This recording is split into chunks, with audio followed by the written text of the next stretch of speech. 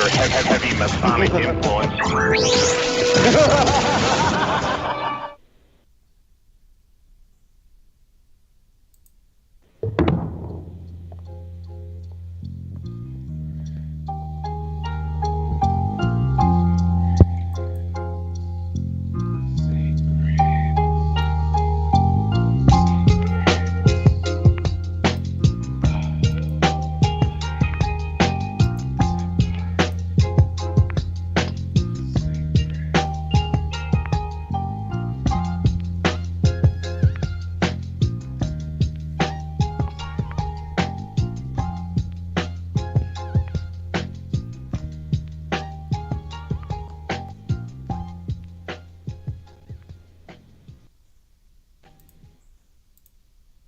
Nimrod was a mighty hero, as it is said, and Cush begat Nimrod, who began to be a mighty one in the earth.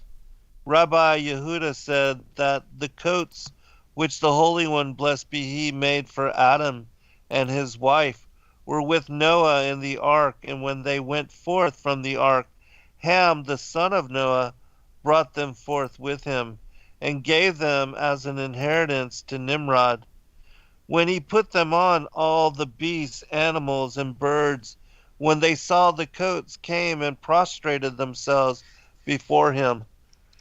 The sons of men thought that this was due to the power of his might. Therefore they made him king over themselves. Welcome, friends, readers, listeners, and viewers from across America and around the world. I am your host, Sam Garcia. This is Secrets Revealed, and as always, we appreciate all of you taking the time to join us. I am joined again this evening by my good friend Rob Skiba for our Genesis Revisited series. Rob, are you there, brother? I am here. How are you, Zen? Doing good, man. You've been busy kicking out a lot of material. Well, yeah, the stuff that you're seeing me post on YouTube are segments from the presentations that I'm putting together for the Take on the World conference and for yours, actually. Yeah, that's a lot of hours. Oh, man. A lot of stuff for people to review. Yeah, Chris Bailey said, yeah, whatever you want, which is a dangerous thing to say to a guy like me. And brevity's never been my strong point, so they're like, yeah, do whatever, So, and I guess it worked out pretty good. I was feeling bad because I think it's going to come out to, I got 4 lectures that I'm doing that will probably total about 10 hours, all said and done. And what my goal was to summarize 10 years worth of research, so summarizing 10 years into 10 hours, not too bad. Yeah, no, not at all. So, yeah. What are the topics? Well, it's the decoding end times is sort of the theme, and so I'm going with declaring the end from the beginning, that if we want to decode the end, we got to go back to the beginning. So I go all the way back to the beginning and start with the first prophecy in the Bible that Eve's seed's going to crush the head of the devil's seed, and work my way into Plan B, the Genesis 6 experiment, and then into Nimrod, which we're going to be talking about tonight, and kind of just working my way through the pre-flood Genesis 6 experiment, rise and fall of the Nephilim, the pre-flood return of the Nephilim, the post-flood return of the Nephilim, the Tower of Babel, where the so-called races came from, how Nimrod became known by many names, and then, so all that in like the first 2 segments, and then getting into the third one and start transitioning toward the present time and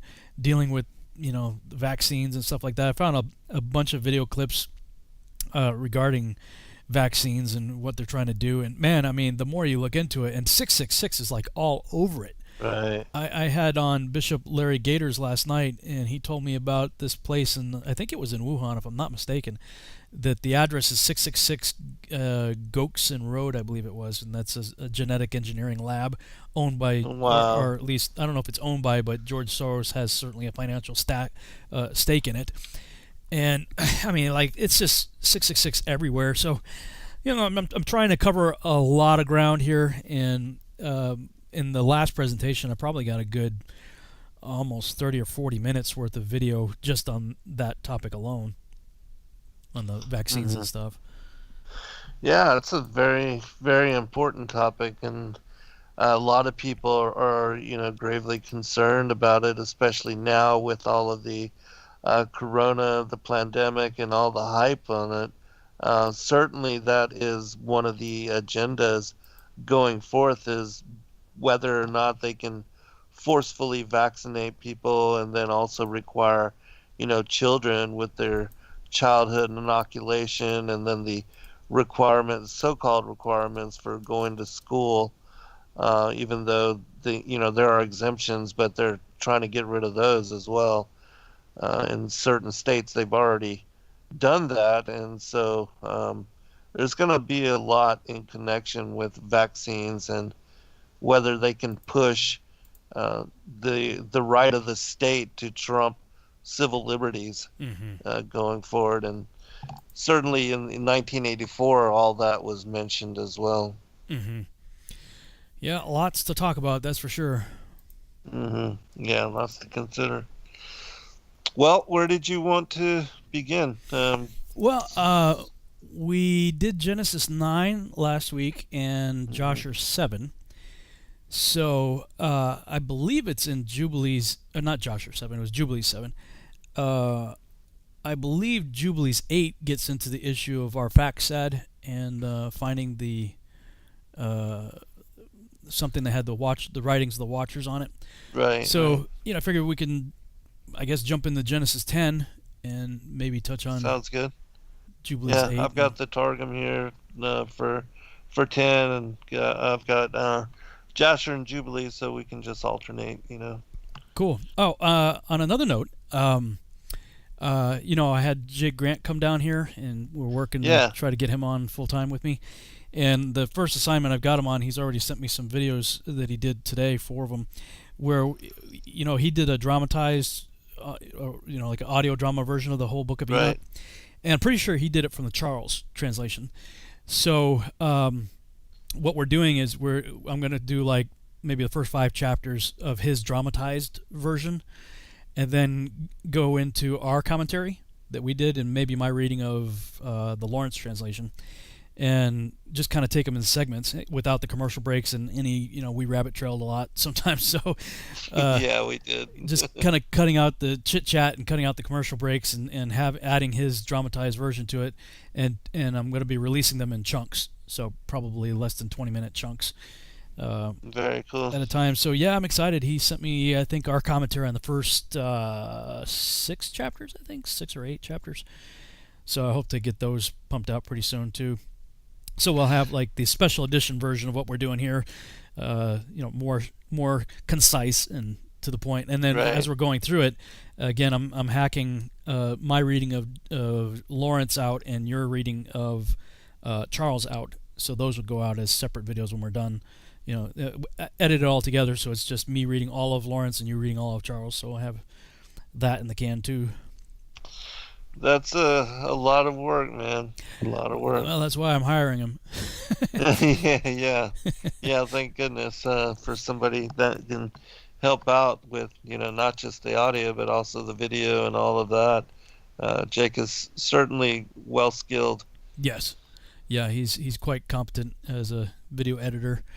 So that's going to be pretty cool. I'm excited about that. And I'm trying. I had a scare last night because I went to the Take on the World conference website when I had Bishop Larry Gators on last night, and their website still has, it begins tomorrow, 21 through 23 is on the website, and I'm like, I'm going to be pulling an all-nighter, trying to get my presentations done. And then Chris popped into the chat room. He was like, no, that's next week.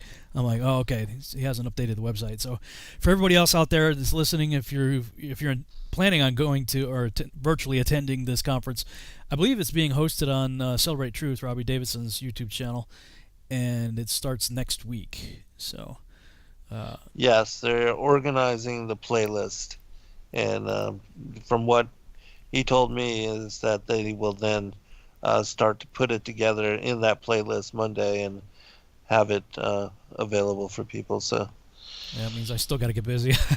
Yeah, me too. I'm still a little bit. I'm about halfway done. So yeah. Yeah, I've got all my presentations done and all of my recordings of it done, but now I'm just kind of going in.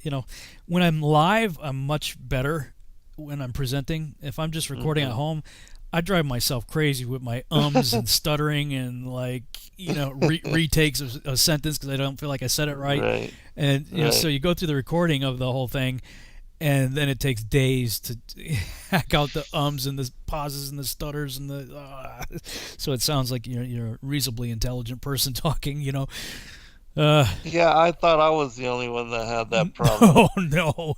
I don't know what it. I mean, when I'm live, I don't really have that problem. Not so much anyway. But definitely when I'm recording, man. I just want to smack myself around like, dude, what the matter with you? Can't you read? Right. Yeah, exactly that same problem because just like doing the live presentation at the third annual Flat Earth conference there in Dallas, everything was just smooth. I just had an outline and was able to cover everything very well without stumbling or trampling over myself. And but doing this recording here, I've had to edit, go back and edit, and go back and edit. And yeah, it's really strange how that works out. Well, I mean, it's kind of like writing a book. I don't know what it is for you, but I just do a brain dump, whatever I'm thinking. I just put it all out there, and usually I put it out in blog format, so it's out for everybody, and then I'll put it into print software like. We use Adobe InDesign, lays it out real nice. Then it's going through and editing, and you know what I found? I use the word "that" a lot. Could it be that he had to that? I'm like, good grief! I mean, I have to pull out like a million "that's," and of course, ending with prepositions and all kinds of other problems. Like, oh, I hate the editing process. Yeah, I just start with an outline. And then, I put together what I feel would be the quotes and the sources that I want to use. And then I go back in and fill in the commentary and then guide the story from beginning, middle to the end of how I want to present it. But the outline is what's most important for me. Yeah. Yep. The process. Yep, the process. Yeah, everybody has their own way, Yeah, so I'm excited about this. There's a website. I'm not quite sure how you pronounce it. Bayitha Mashiach. Bayitha Mashiach, I think is Bayitha Mashiach. BAYITHAMASHIYACH. And I use it quite frequently because it has, we have like Brenton's Septuagint, but that's in English. So I had a heck of a time trying to find Brenton's in Greek, but Greek with English, so that I know, I mean, there's so many resources out there for the Hebrew, where you can read the Hebrew and then there's English right there. You can see what's what. But Septuagint translated into English is great. I mean, it's very helpful. But when I can actually have a website and see the Hebrew, Greek, and English all together, and this particular website, let me see if I can put it up on the screen for people that are watching on YouTube here. Everything's color coded. So awesome. In fact, I've never heard of that site. Yeah, let me. I'll put the link in the chat room here on my YouTube channel. If Justin or somebody on your side is checking out, they can click on that link and see it. But so, for example, we'll be doing Genesis. So on the link that I sent for the scriptures page, you scroll down and click on Genesis, and it will open up a table of contents with all the chapters. So then we click on chapter 10, and what you end up seeing is it has the ancient Paleo Hebrew, the modern Hebrew, and then color-coded transliterated Hebrew with color-coded English, and then Greek with color-coded transliterated Greek and the equivalent English. So you can see, okay, the pink word there in Hebrew is the pink word there in English is the pink word there in Greek. So you can compare everything. It's a fantastic resource, and we're going to find some pretty cool things as it pertains to Nimrod in chapter 10 here that I discovered when I was going through this. Very cool. Yeah, I'm going to definitely check this out more. Were you able to pull up the link? Yeah, I was. Yeah. I find that when I click the link in the chat, I have to just copy and paste it into the really? It doesn't browser for whatever reason. Yeah, I don't know why it doesn't load up, but yeah, at least I know how to do it now. So. Yeah, well, it is. You're gonna put that in your bookmark bar there and frequently refer back to it because I find myself using this thing all the time. Yeah, I love these kind of websites that give you resource like that. Yeah, very cool. So I can get Genesis 10 King up James. on King Jimmy here. Let me switch that over. Okay. Genesis 10. Now these are the generations of the sons of Noah, Shem, Ham, and Japheth. And unto them were sons born after the flood. The sons of Japheth, Gomer and Magog and Madai and Javan and Tubal and Meshach and Tiras. Who was it that volunteered to do this?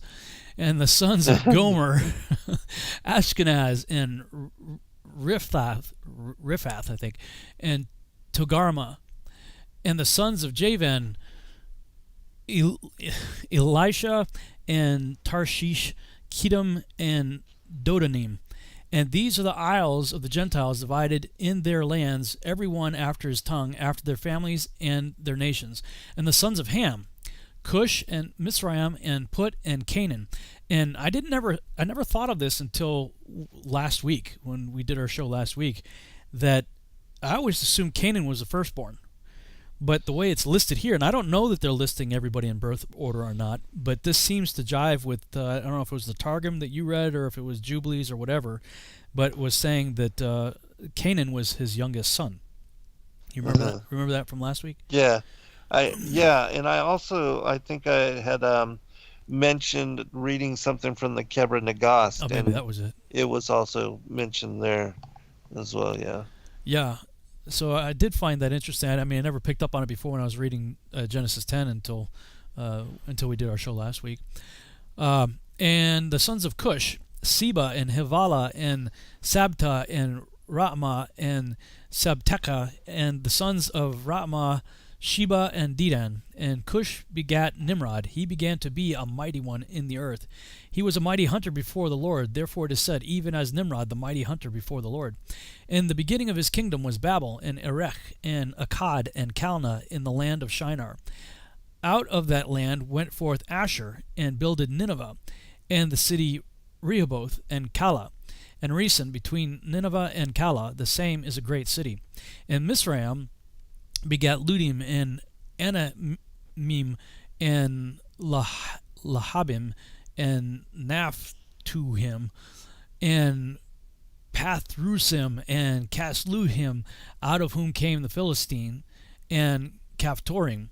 And Canaan begot Sidon, his firstborn, and Heth, and the Jebusite, and the Amorite, and the Girgashite, and the Hivite, and the Archite, and the Sinite, and the Arvadite, and the Zemarite, and the Hamathite. And afterward were the families of the Canaanites spread abroad. And the border of the Canaanites was from Sidon, as thou comest to Gerar, unto Gaza, as thou goest unto Sodom and Gomorrah, and Admah and Zeboim, even unto Lasha. These are the sons of Ham after their families, after their tongues, in their countries, and in their nations. Unto Shem also, the father of all the children of Eber, the brother of Japheth, the elder, even to him were children born. The children of Shem, Elam and Asher, and Arphaxad, and Lud, and Aram. And the children of Aram, Uz, and Hul, and Gether, and Mash.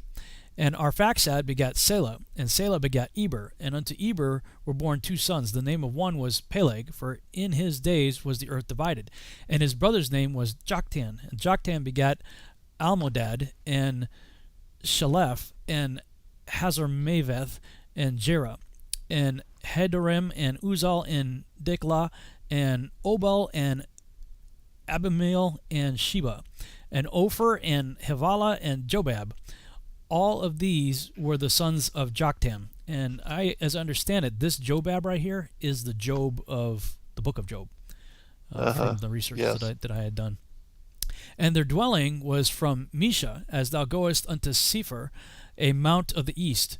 These are the sons of Shem after their families, after their tongues, in their lands, after their nations. These are the families of the sons of Noah after their generations, in their nations. And by these were the nations divided in the earth after the flood. Excellent. You did good. Always seem to get the chapters that have all the names. Right, yeah.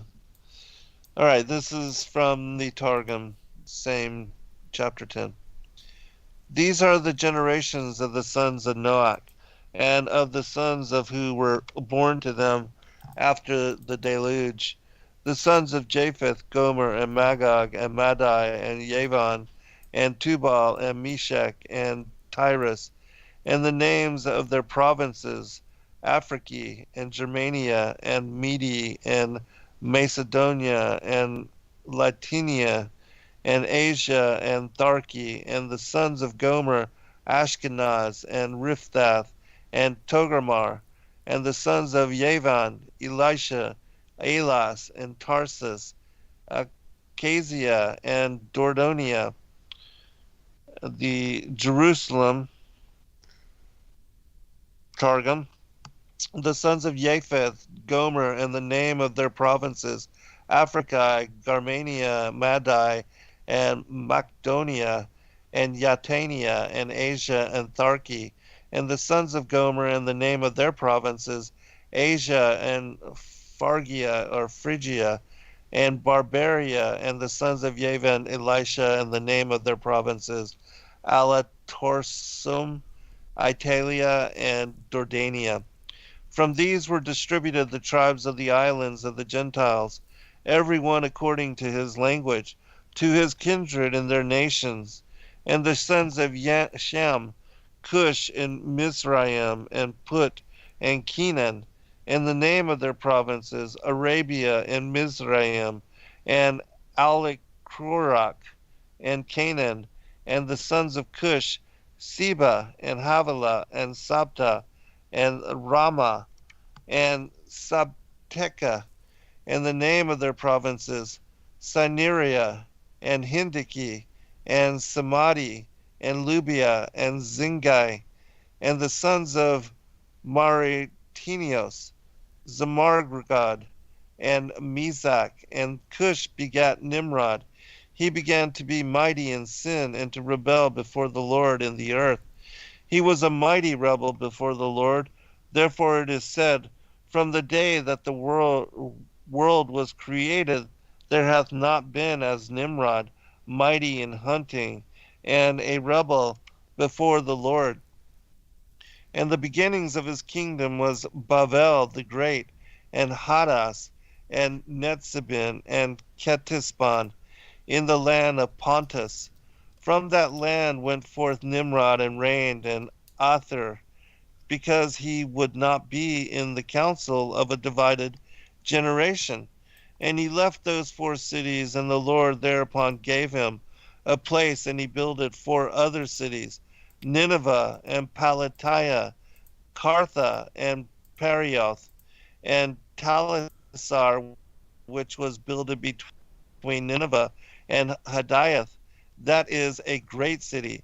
And Mizraim begat the Nivite, and the Mariate, and the Livaki, and the Pantasini, and the Parthrosim, and the Nasiote, and the Pantapolite, from whom went forth the Philistine, and the Caphotici, the Jerusalem. He was mighty in hunting and in sin before the Lord, for he was a hunter of the sons of men in their languages. And he said to them, leave the judgments of Shem and adhere to the judgments of Nimrod. On this account it is said, as Nimrod the mighty, mighty in hunting and in sin before the Lord. And the beginning of his kingdom was Babel, and Hadas, and Netzibin, and Katisba in the land of Babel. From that land he went out towards Athura and builded Nineveh and Pelathia-Kartha and Hadiath and Telassar between Nineveh and Hadiath, which is a great city. And Mizraim beget the Mariate, the Pentapolite, the Lusite, and the Pelise, and the Pantescane, from whom went forth the Philistine, and the Cappadocia. And Canaan begat Zidon, his firstborn, and Heth, and the Jebusite, and the Amari, and the Girgashe, and the Hivie, and the Urkie, and the Antasoi, and the Lutasai, and the Shematsai, and the Antekoi, and after them the seed of the Canaanite were scattered. Jerusalem, and the Tripoli, and the Arche, and the Capharese, and the Anterdurine, and the Shamtasia, and the Antiquie. From Babel after them were distinguished the islands of the peoples. And the limit of the Canaan was from Cuthanis going up to Gerar, unto Azza, unto Sedom, and Amorah, and Admah, and Zeboim, unto Chaldai. These are the sons of Shem according to the seed of their genealogies, after their languages, and the dwelling of their lands, and the kindred of their people. All right, we'll pick it up on the other side. We'll be right back, everyone.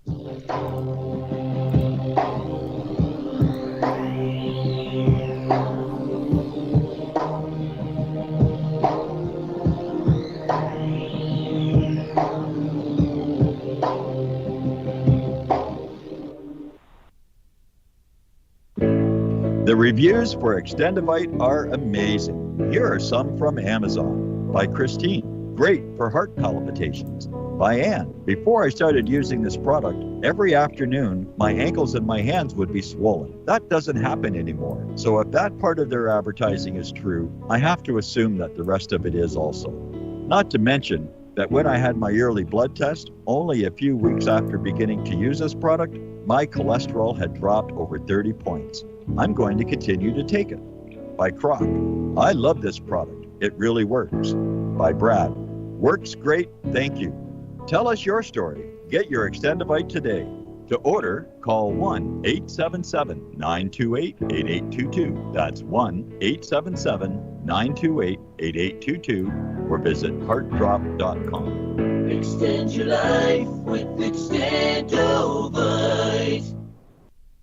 Poor water quality is a major health issue, and it's only getting worse. Municipalities can't keep up, standards have dropped, and pollutants are increasing. Where does it all end? It ends by keeping the pollutants outside of your home with HydroCare's advanced systems available at Wave Home Solutions. No less than the best purification materials and processes have been developed by HydroCare to provide you with healthy, clean water for drinking, cooking, and showering. HydroCare far surpasses the competition in removing chlorine, odors, iron, lead, chemicals, limescale, and much more. Don't settle for less when it comes to your water. We'll take care of the toughest water problems for you, whether it's from a city or well source. Satisfaction guaranteed. For more information, call 888-997-WAVE. That's 888-997-WAVE. Or go to bestwater123.com. That's bestwater123.com. Wave Home Solutions for a healthy, comfortable home.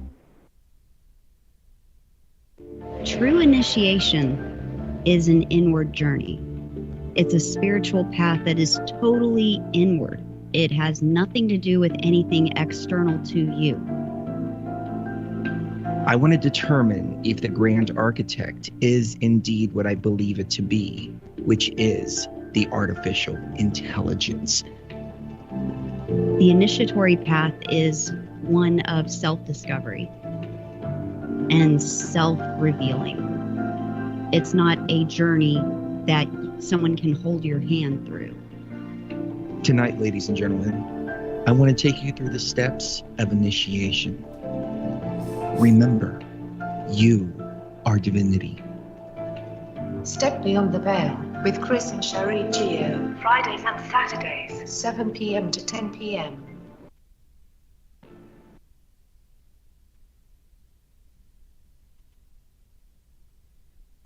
You're listening to the Truth Frequency Radio Network.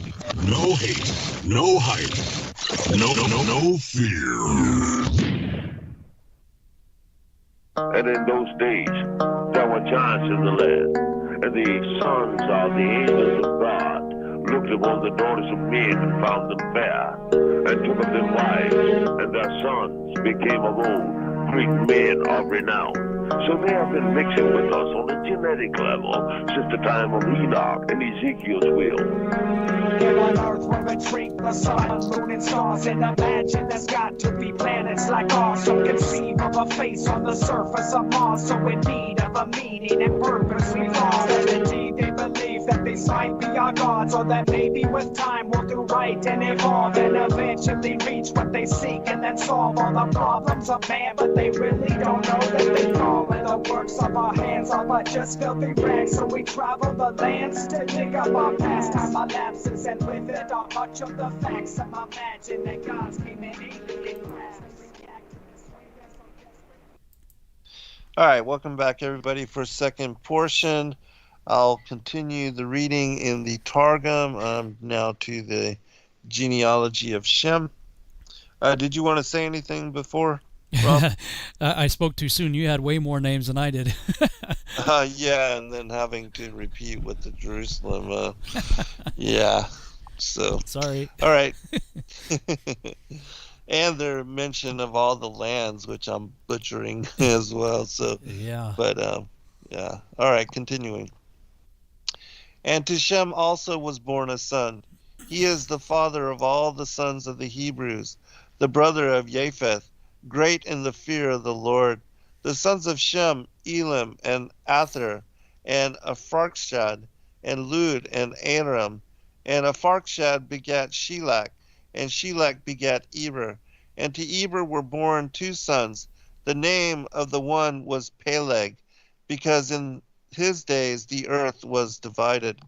And the name of the other Yoktan, and Yoktan begat Elmodad, who measured or lined the earth with lines, and Shalef, who led forth the waters of rivers, and Shattas Maraveth, and Yarak, and Haradam, and Uzal, and Dikla, and Oval, and Avamlel, and Sheba, and Ophir, and Havilah, and Jobab.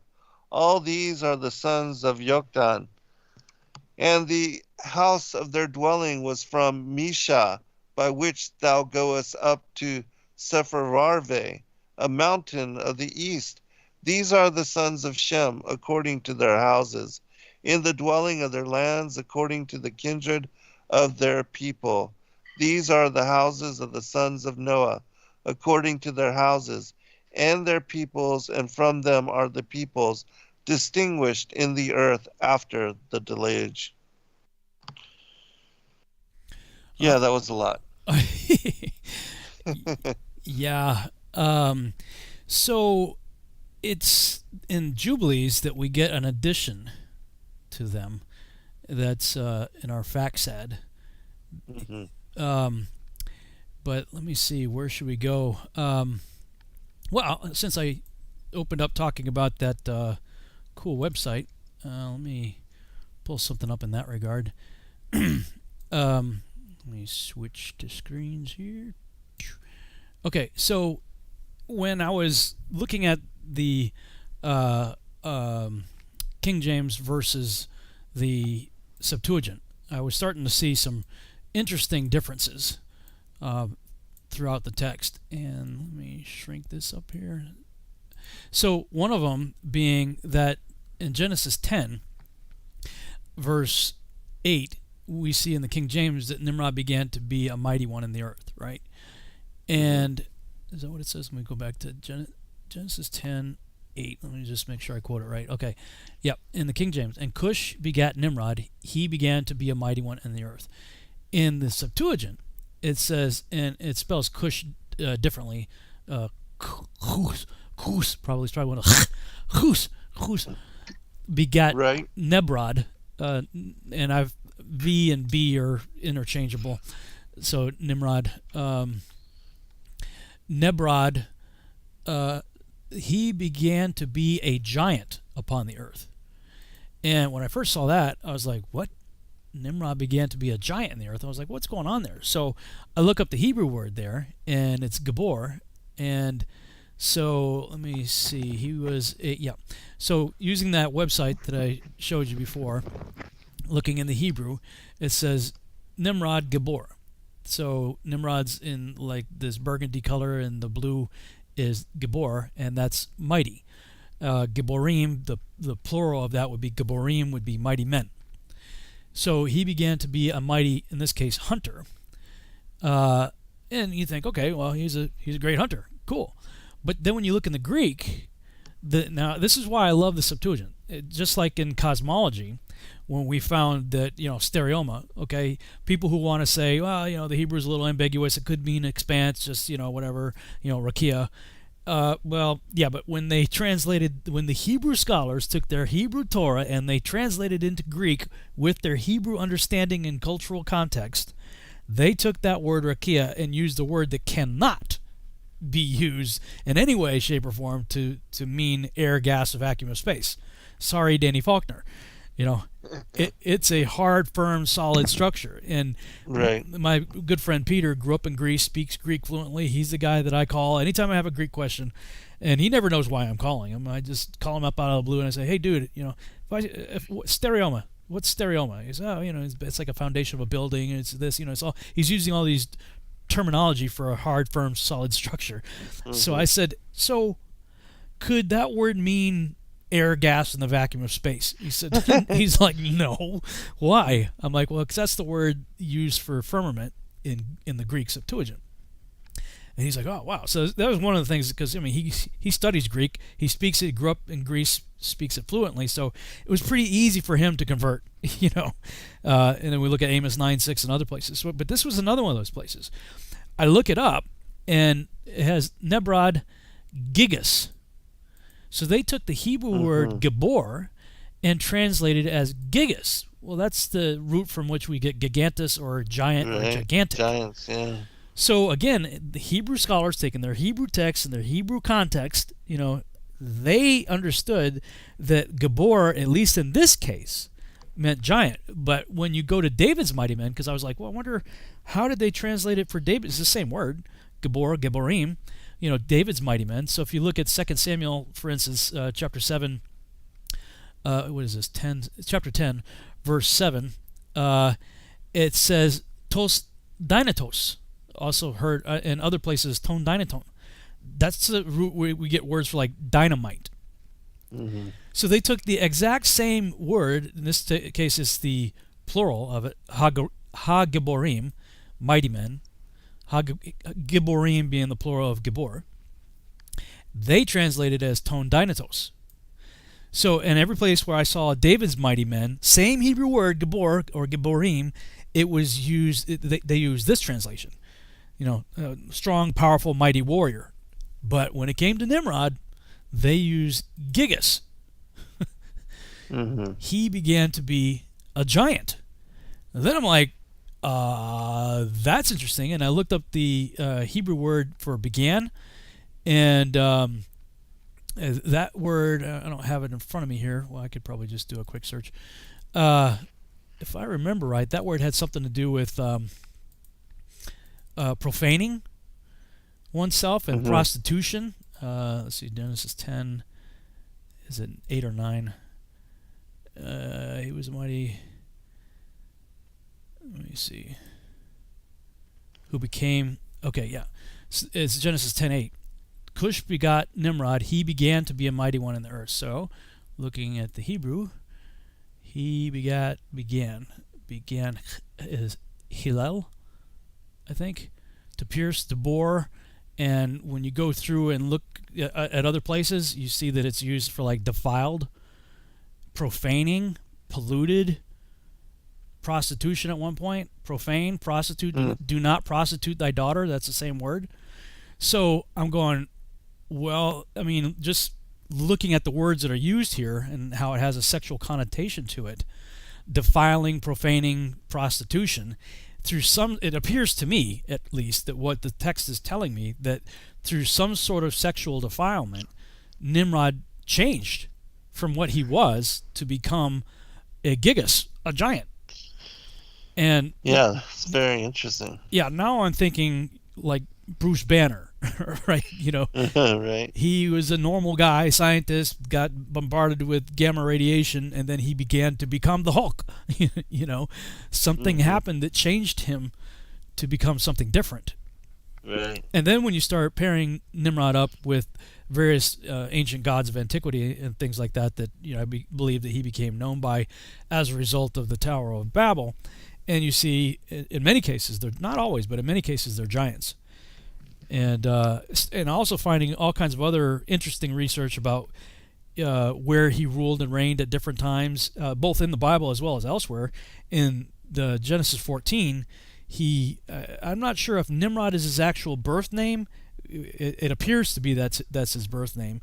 Amraphel is what he becomes known as in right. Genesis 14. And Jasher comes right out and tells you that Amraphel is the legends of the Jews as well. It does, and there also Amraphel. Yes. And the name Amraphel means sayer of darkness. So he was he had something, he was apparently a dark sayer of something, incantations maybe, or something. Curses. Could be. Black magic. Yeah. So just wanted to throw that out there. Maybe let you comment on that a little bit, and there's some other things I wanted to talk about also.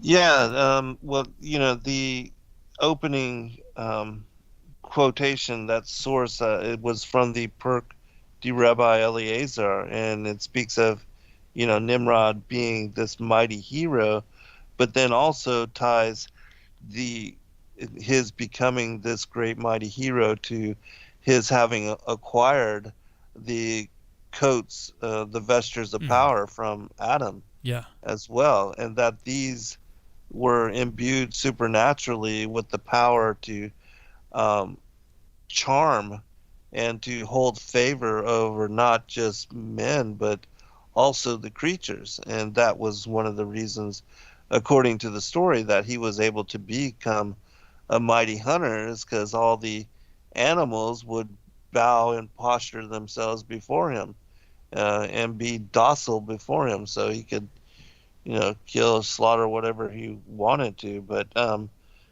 there was some kind of uncanny ability that these the garments of power is what they're called in some of the other stories, that seems to be associated also with his being recognized and being crowned and given kingship. And it makes you also wonder if that had anything to do with his also becoming Gibberim or gigantic, or in some manner altered or changed.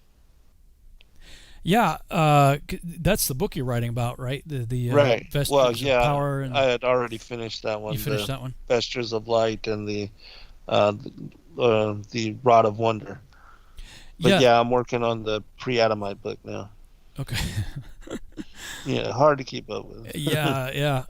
So that was, let me see, in Jasher, I think, tells you. Yeah, Jasher also speaks about that as well. About the, okay, that's Jubilees. So it's Jasher 7, and I can read that. Let me see. Yeah. Jasher 7, beginning in verse 23.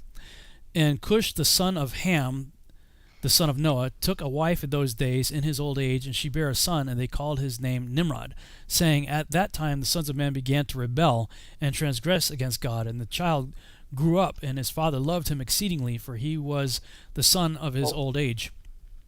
And the garments of skin which God made for Adam and his wife when they went out of the garden were given to Cush. And after the death of Adam and his wife, the garments were given to Enoch, the son of Jared. And when Enoch was taken up to God, he gave them to Methuselah his son. At the death of Methuselah, Noah took them and brought them to the ark, and they were with him until he went out of the ark. And in their going out, Ham stole those garments from Noah his father, and he took them and hid them from his brothers. And when Ham begat his firstborn Cush, he gave him the garments in secret, and they were with Cush many days. And Cush also concealed them from his sons and brothers. And when Cush had begotten Nimrod, he gave him those garments through his love for him. And Nimrod grew up, and when he was 20 years old, he put on those garments. And Nimrod became strong when he put on the garments, and God gave him might and strength. And he was a mighty hunter in the earth. Yea, he was a mighty hunter in the field. And he hunted the animals, and he built altars, and he offered upon them the animals before the Lord. And Nimrod strengthened himself, and he rose up from amongst his brethren, and he fought the battles of his brethren against all their enemies round about. And the Lord delivered all the enemies of his brethren in his hands. And God prospered him from time to time in his battles, and he reigned upon earth. Therefore it became current in those days, when a man ushered forth those that he had trained up for battle, he would say to them, like God did to Nimrod, who was a mighty hunter in the earth, and who succeeded in the battles that prevailed against his brethren, that he delivered them from the hands of their enemies, so may God strengthen us and deliver us this day. And when Nimrod was 40 years old, at that time there was a war between his brethren and the children of Japheth, so that they were in the power of their enemies. And Nimrod went forth at that time, and he assembled all the sons of Cush and their families, about 460 men.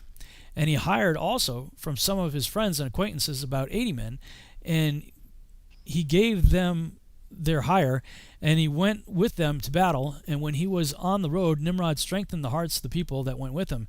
And he said to them, Fear not, neither be alarmed, for all our enemies will be delivered into our hands, and you may do with them as you please. And all the men that were about 500, and they fought against their enemies, and they destroyed them and subdued them. And Nimrod placed standing officers over them in their respective places. And he took some of their children as security, and they were all servants to Nimrod and his brethren. And Nimrod and all the people that were with him turned homeward. And when Nimrod had joyfully returned from battle after having conquered his enemies, all his brethren, together with those who knew him before, assembled to make him king over them. And they placed a regal crown upon his head. And he sat over his subjects and people, princes, judges, and rulers, as is the custom amongst kings. And he placed Terah, the son of Nahor, the prince of his host, and he dignified him and elevated him above his princes.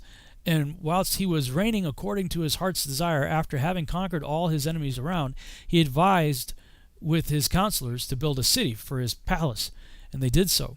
And they found a large valley opposite to the east, and they built him a large, extensive city. And Nimrod called the name of the city that he built Shinar, for the Lord had vehemently shaken his enemies and destroyed them. And Nimrod dwelt in Shinar, and he reigned securely, and he fought with his enemies, and he subdued them, and he prospered in all his battles, and his kingdom became very great. And all nations and tongues heard of his fame, and they gathered themselves to him, and they bowed down to the earth, and they brought him offerings, and he became their lord and king. And they all dwelt with him in the city of Shinar.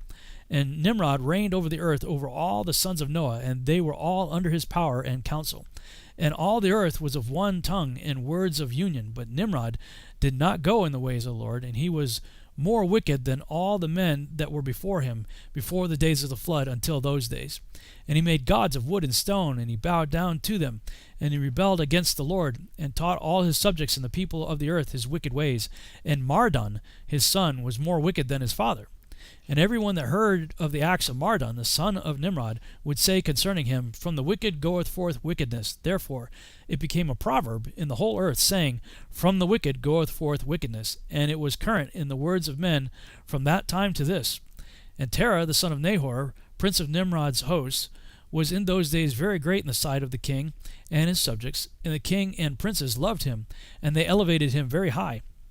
And Terah took a wife, and her name was Amthelo, the daughter of Cornebo, the wife of Terah, conceived and bare him a son in those days. Terah was 70 years old when he begat him, and Terah called the name of his son that was born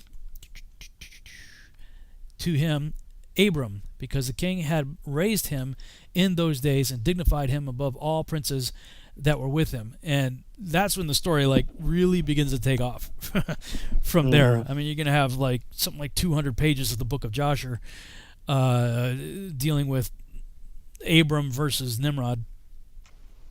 Yes.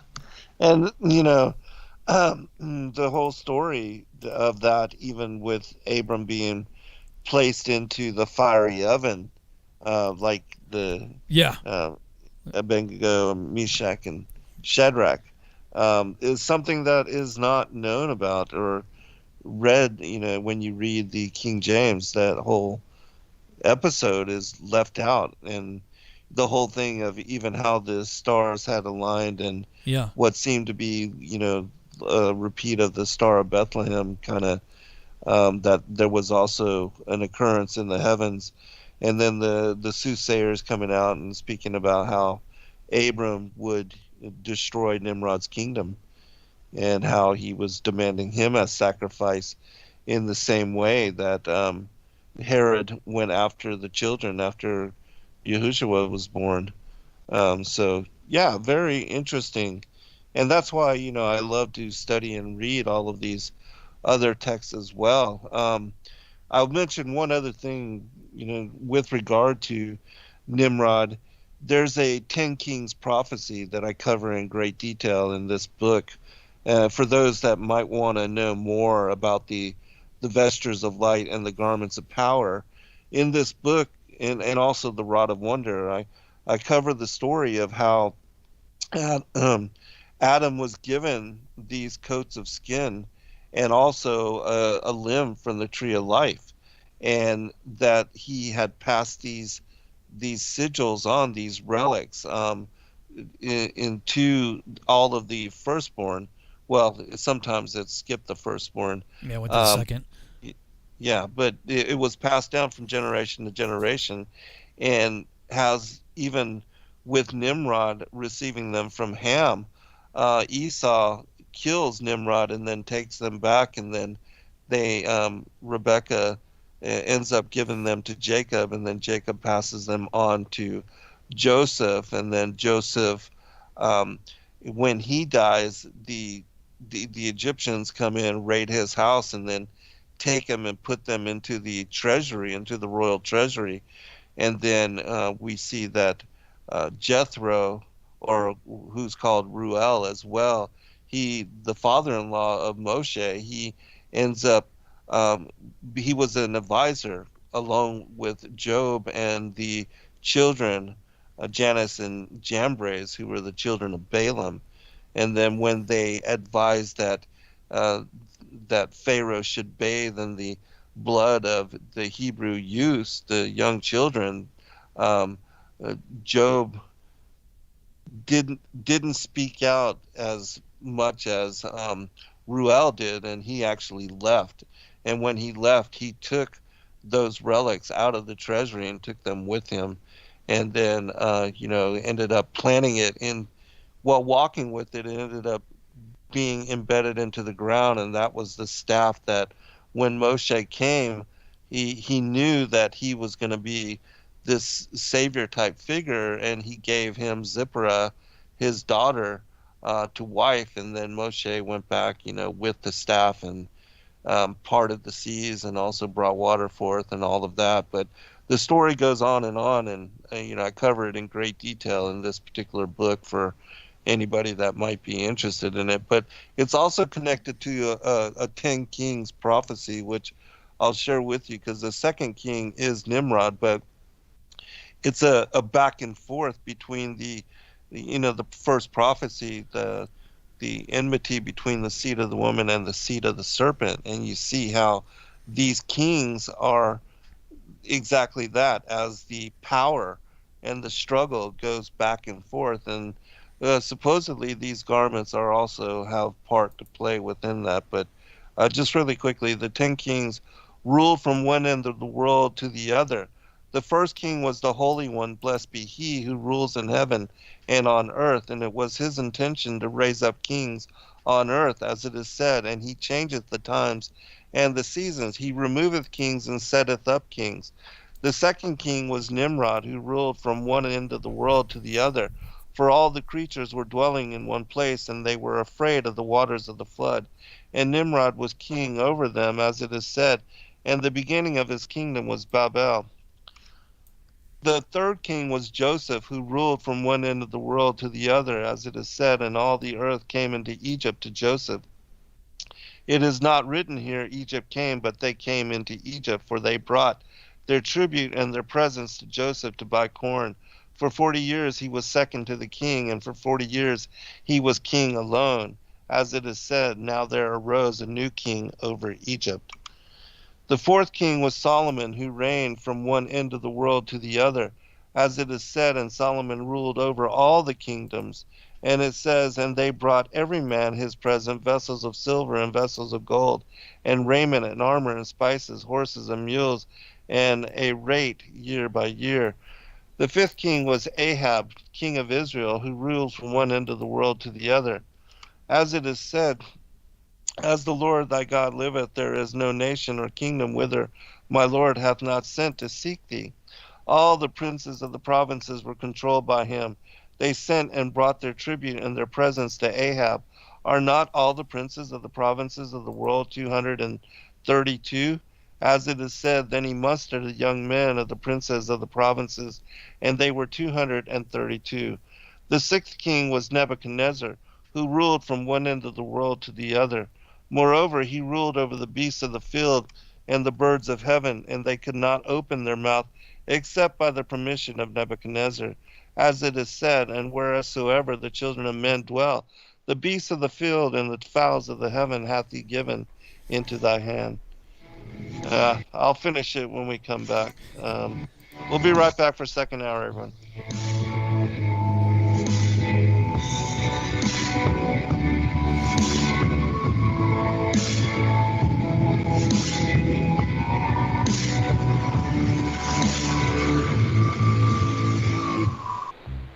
Censorship and regulation is becoming an ever-growing problem in today's modern media. From the mainstream to YouTube and Google, the information you're looking for is buried by official narratives and propaganda. This is why TFR is 100% uncensored, unregulated, and listener-supported. The shows on TFR are not micromanaged by the station, and our hosts are free to speak their minds however they please. As such, the views and opinions expressed on our station are of those who make them. If you happen to hear anything offensive on TFR, please send us an email to toughtitty@tfrlive.com, and we'll be happy to tell you that we really don't give a damn. We stand for freedom of speech and non-censorship. If you also stand for free speech, you can go to tfrlive.com/sign-up and sign up for a TFR supporter pass and help us in our mission to keep the airwaves uncensored and unregulated. TFR Live, your uncensored and unregulated protection from deception.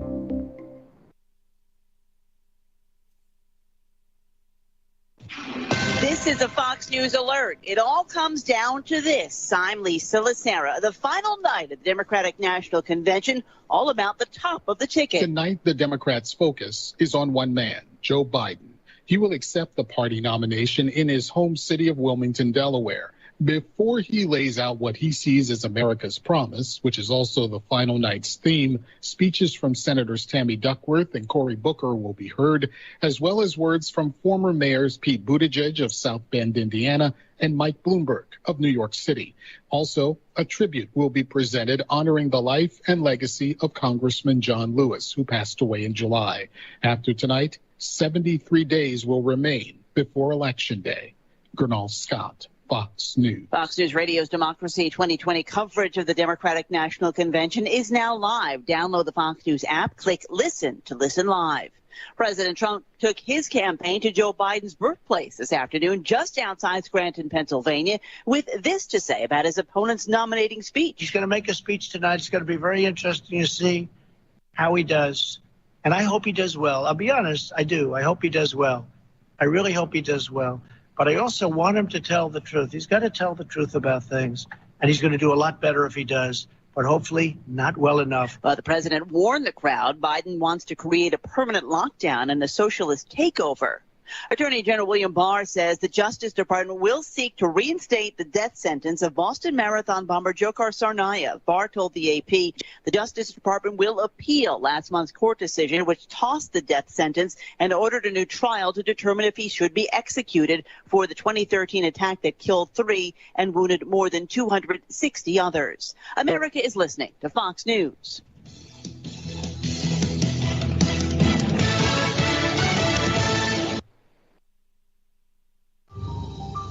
You must unite what has been set aside. We are TFR, Truth Frequency Radio.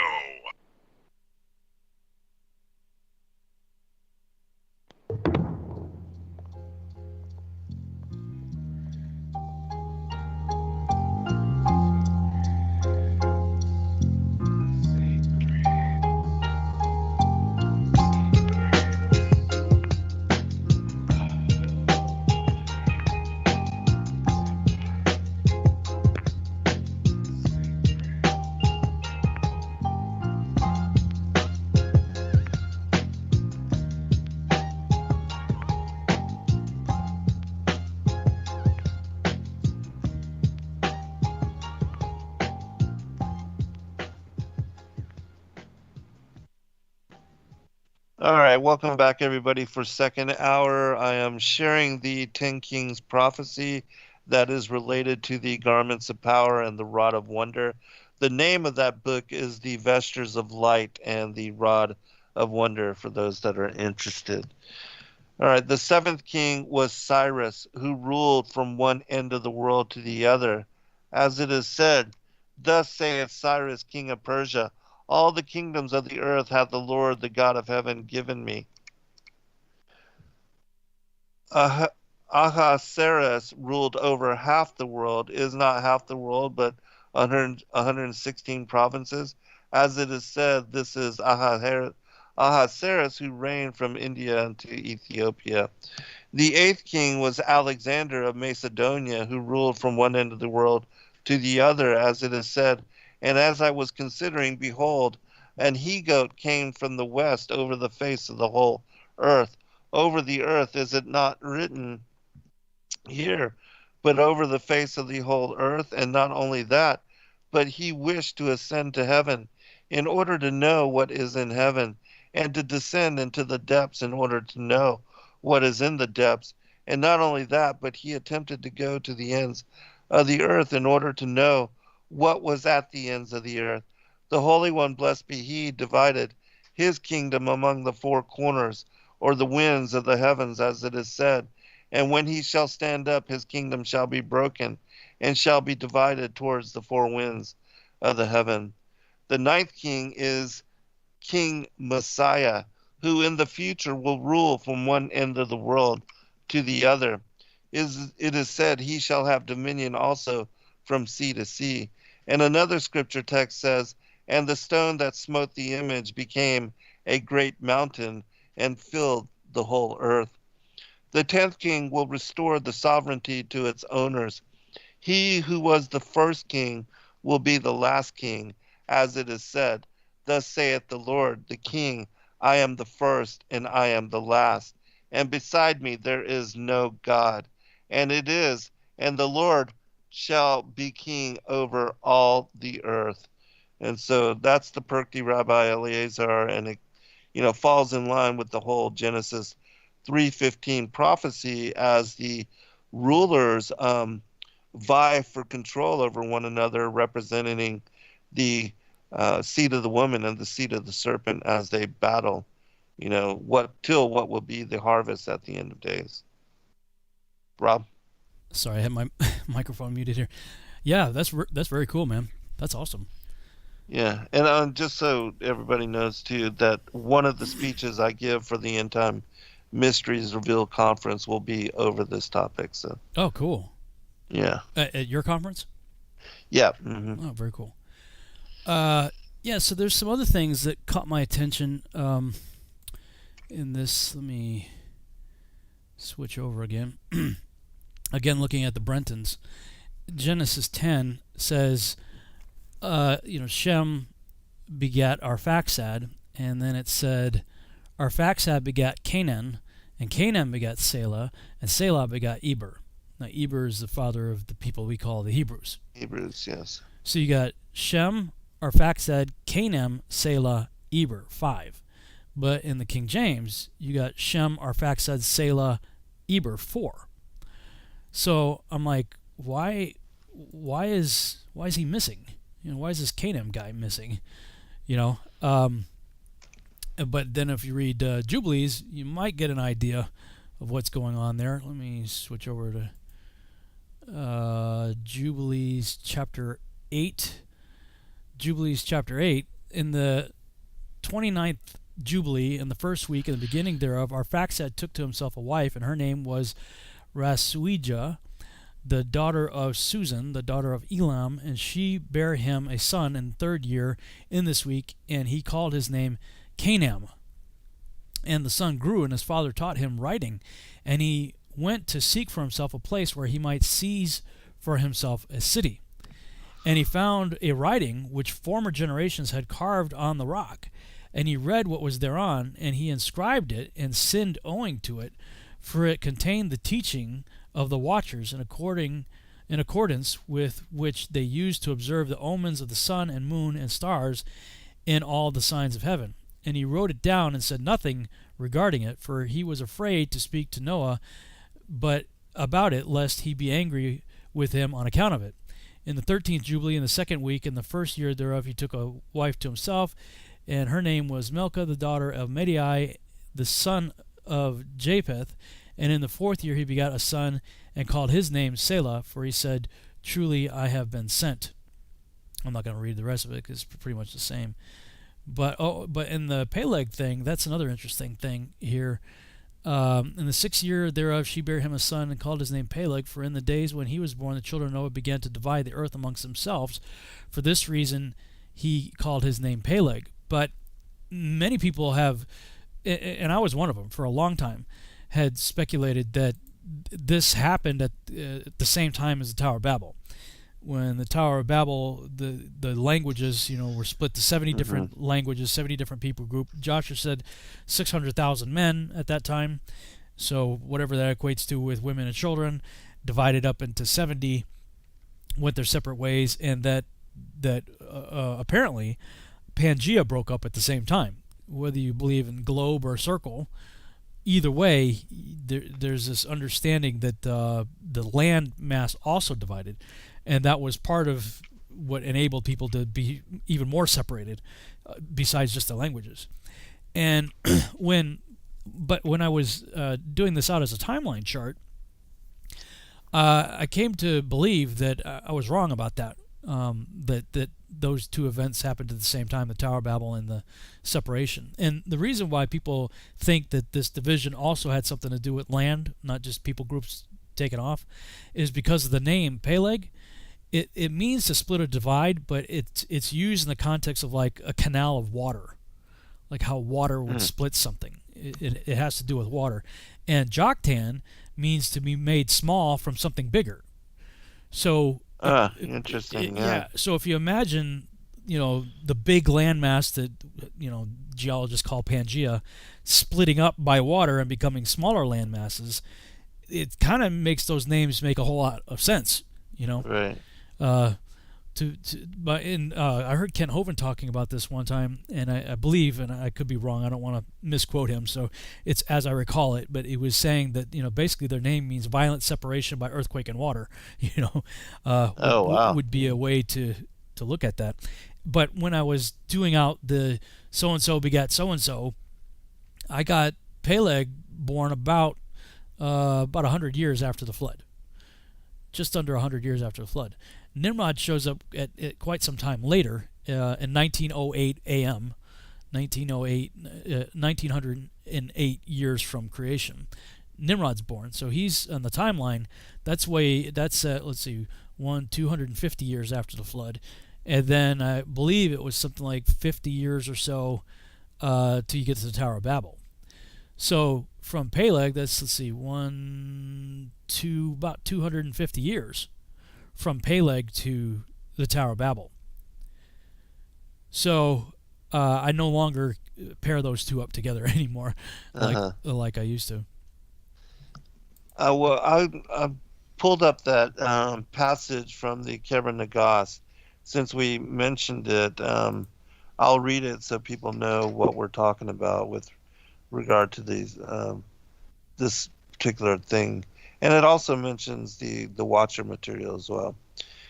These are the nations whom they inherited: the Canaanites, the Perizzites, the Hivites, the Hittites, the Amorites, the Jebusites, and the Girgasites.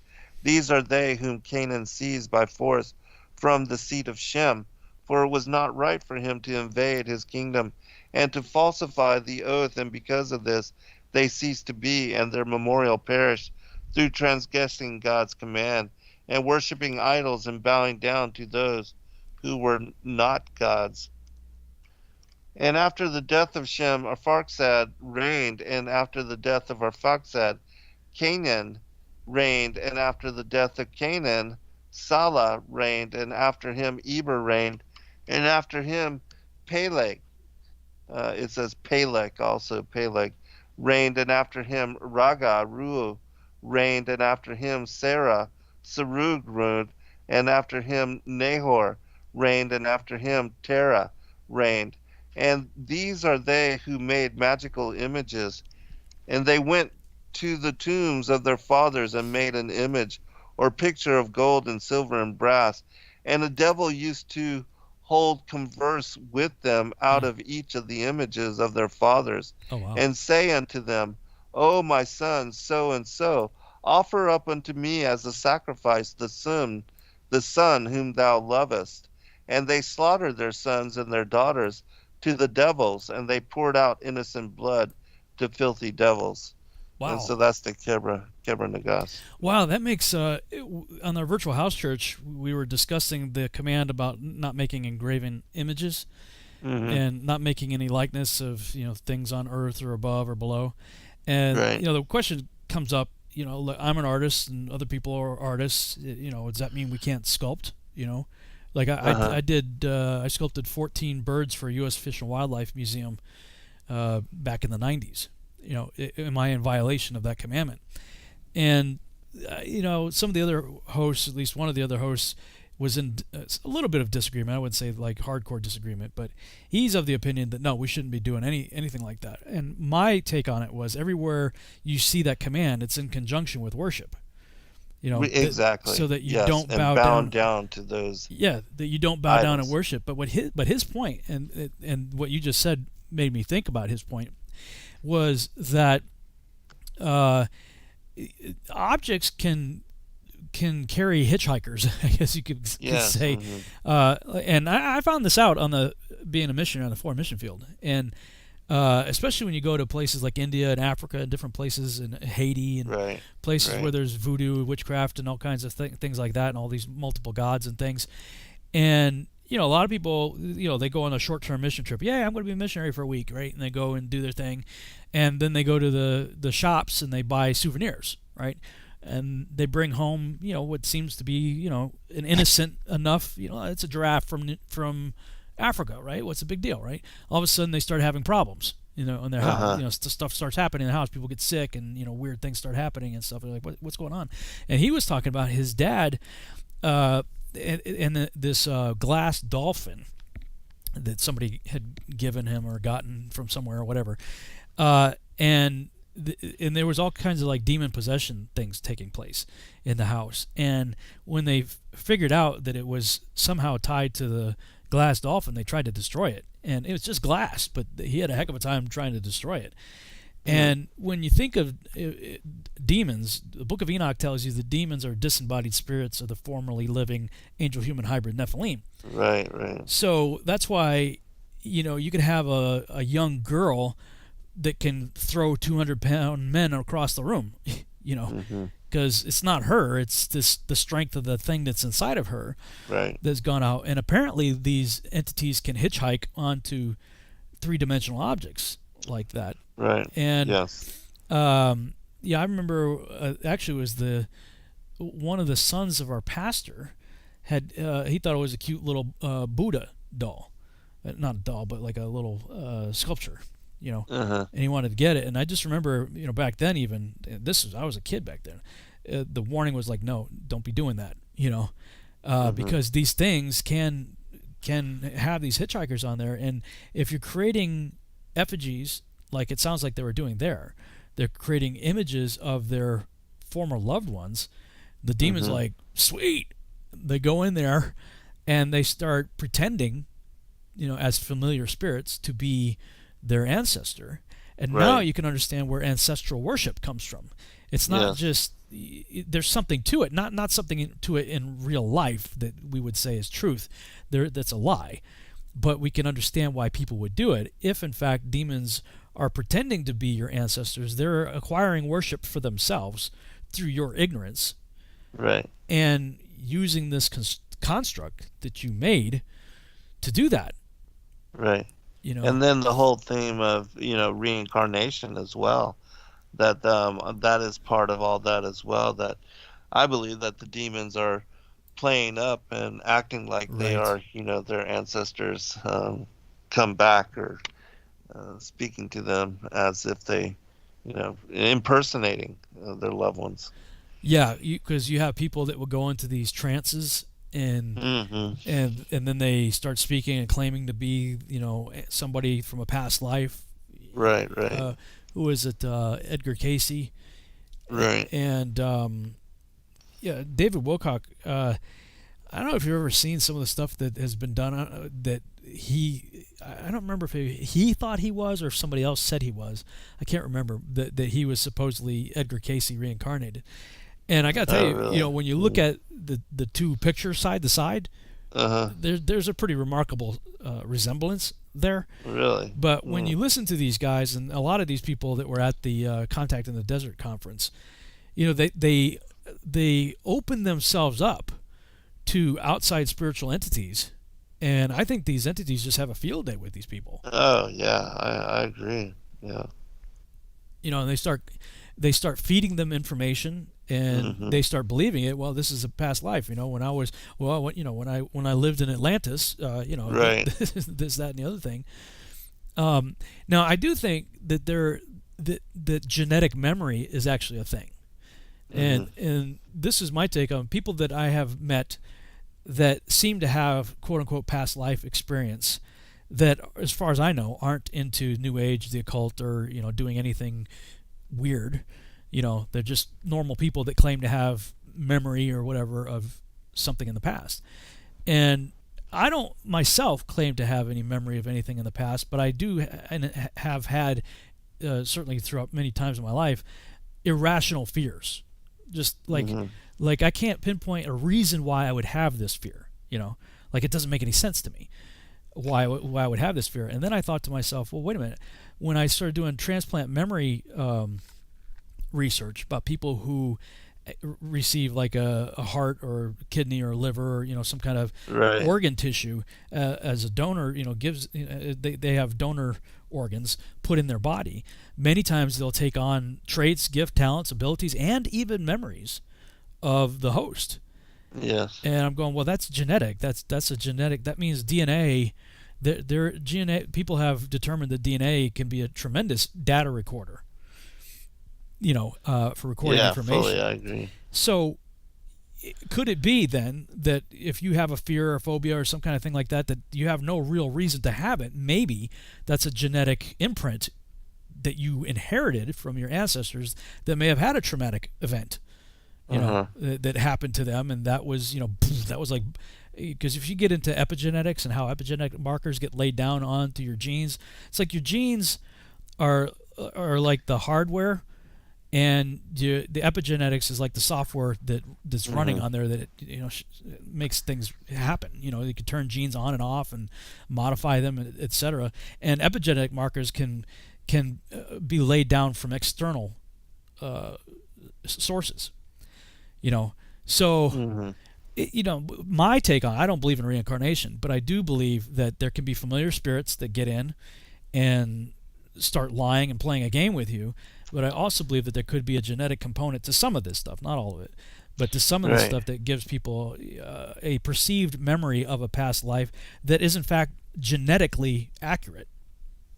as memory, just same as the memory you have from the things that you did in your life that's laid down somehow on neurons in your brain. That the same thing could happen, that we could inherit some of these memories. Yeah. And we see that, there are generational curses as well. So generational memories could definitely be possibility.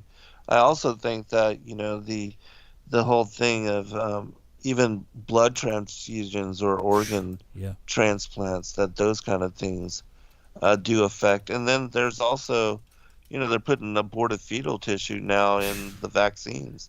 Yeah. And that, I think that is also causing a lot because they're putting both male and female. And for, people that are having problems or thinking that they're male or female, or the gender confusion, that some of that may be attributed to that in some way. I have no doubt about that. I mean, if you want to just confirm that there is an agenda, just go read the ingredients on baby food. Right. Between the ingredients in baby food and the vaccines, and as many vaccines that they're putting into babies at such a young age, I think it is a legitimate thing. I mean, I think media has a lot to do with it too. I think people are literally programmed.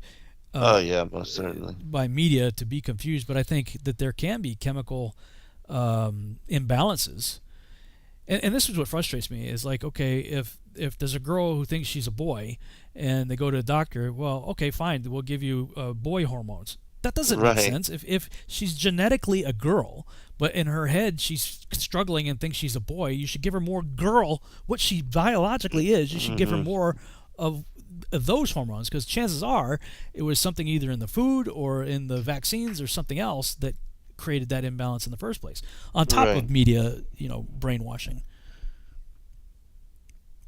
And you were talking about generational curses. There was a friend of mine who went through, she was studying to be a nurse, and she came across a study that was saying they were finding that people who, they called them poor lifestyle decisions, we would call it sin, people who had made poor lifestyle decisions and got themselves in trouble, in many cases incarcerated or whatever, so they have these prisoners and stuff, they're doing these genetic testing. And so let's say you have a whole group of people who were murderers that had killed somebody, that they had a scar, a genetic mark in the same place on their DNA, like everybody in that group.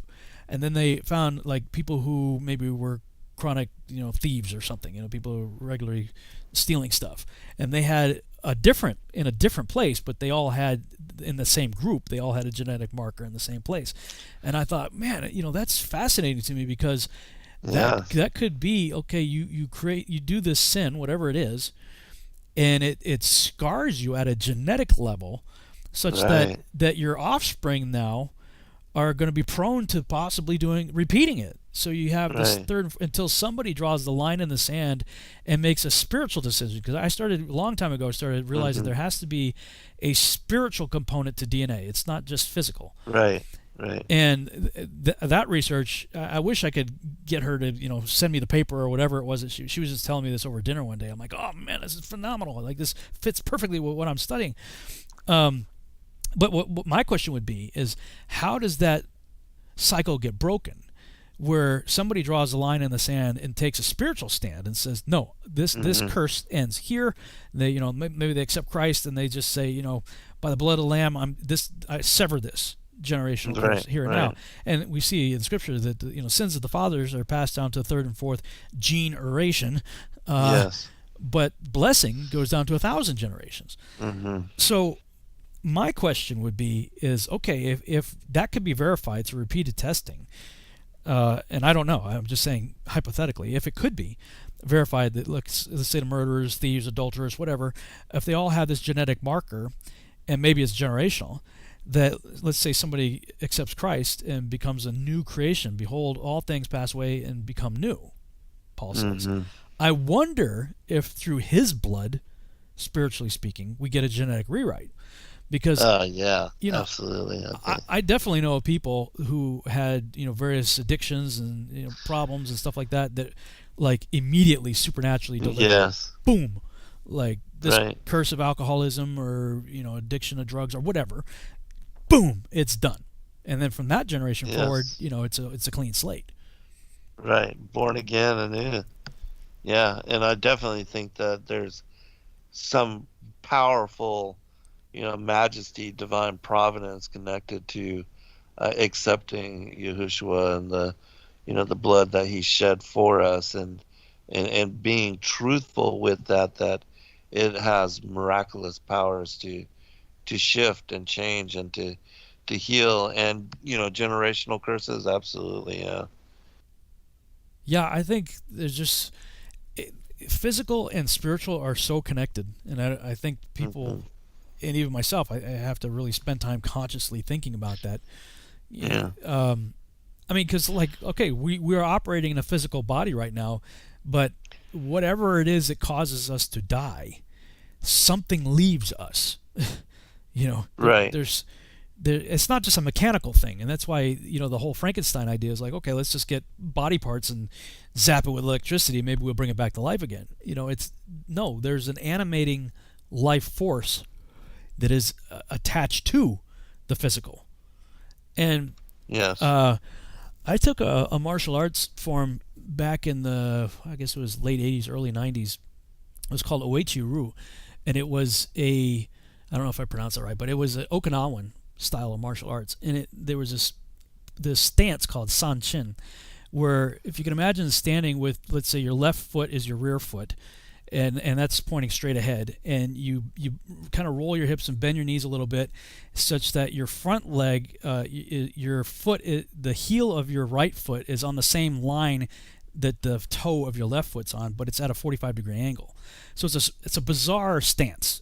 And you lock yourself in to this stance such that you're trying to compress your center, basically, is what they're saying. And everything from above starts, you kind of bring your shoulders down. Oh, we're going to break? Yeah. All right, hold on. We'll be right back, everybody, for final segment.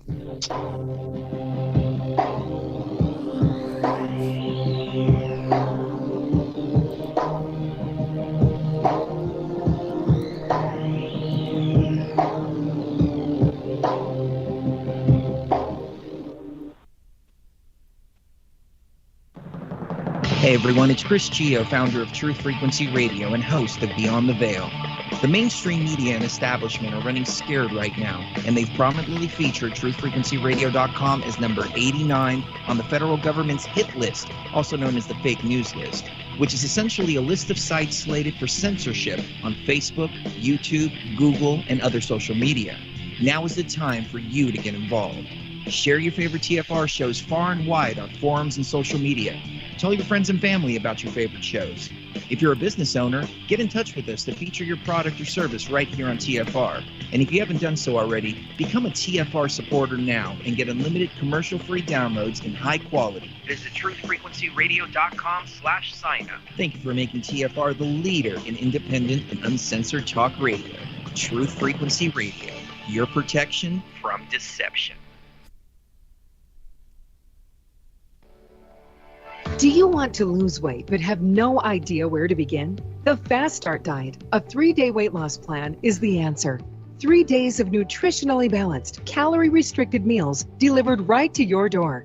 No shopping, no measuring, and no cooking. Everything is prepared for you and ready to eat at home or on the go.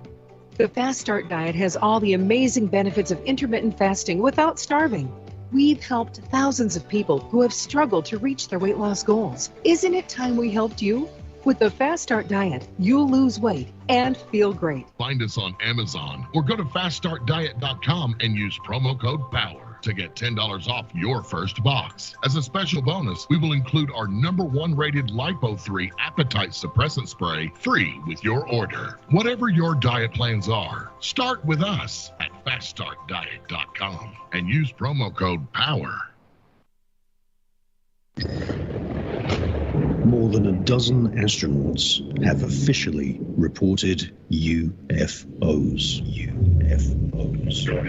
Hundreds of hours of UFO footage were filmed by astronauts aboard the space shuttle. Many of these UFOs can only be seen in ultraviolet light. Ultraviolet light. Retired former Apollo astronauts and cosmonauts now tell their stories of their own personal UFO encounters.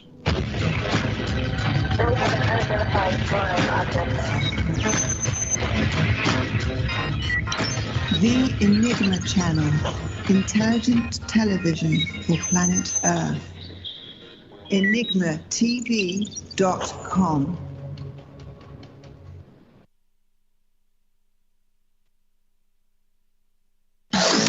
No hate, no hype, no fear. We are TFR, your protection from deception.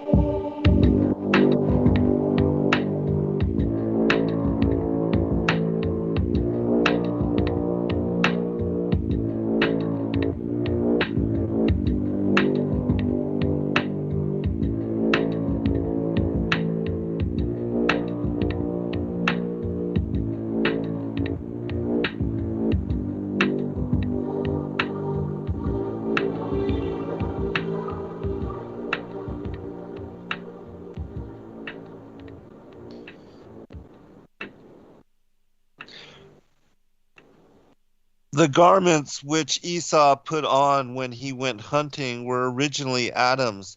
They had on them figures of various animals, and hunting was thereby facilitated.